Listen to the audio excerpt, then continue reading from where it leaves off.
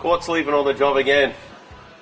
Alright, what we're doing here, Phil, is obviously we're at the point where we want to strip the car out, and the wiring loom of the car, it's pretty bulky because it's an EFI loom. So at the moment I've just pulled all the conduits off the wiring that we've had hidden in the boot. We want to get the wiring out of the car because it's going to go to the sandblasters in the next few days.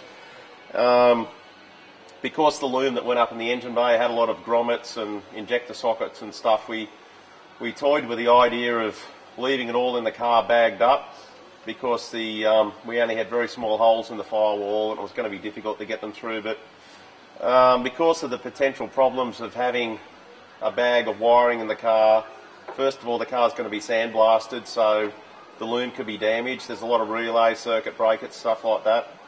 The other problem we've got is that, you know, when the car goes to the paint shop, I mean, a painter's not going to want a bag with all kinds of crap in it sitting in the boot of the car or inside the car in case sand or some kind of contaminants come out of it and affect the paint. So what we're doing at the moment is we're pulling all the plugs and the grommets off so we can feed this wiring back through the rear tarsal shelf area, and we're trying to do it with the least amount of damage to the wiring loom, which the car was rewired not that long ago, so we really want to keep it all in one piece.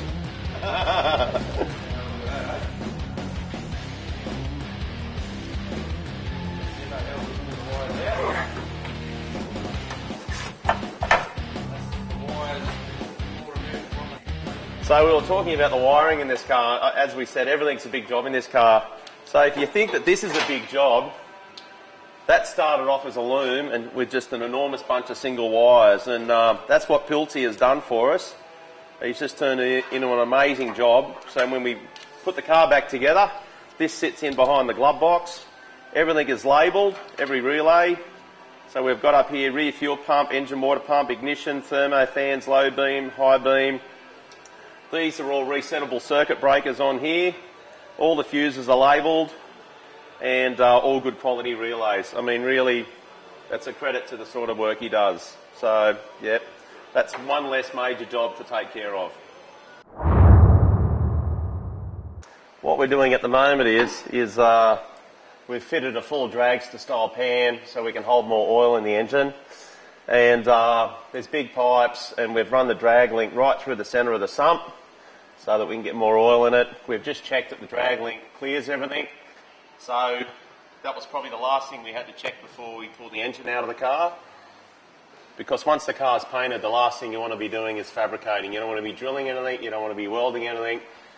You need to have all your parts here detailed, painted, ready to go. So this is the last step of the project. Once we get the suspension out here, or the drag link out, we're going to drop the suspension out of the car, and then we'll start pulling the engine out. From that point, we'll continue disassembling the car because we're going to the sandblasters in a couple of days. So this is more or less the last of the fit up or fabrication process.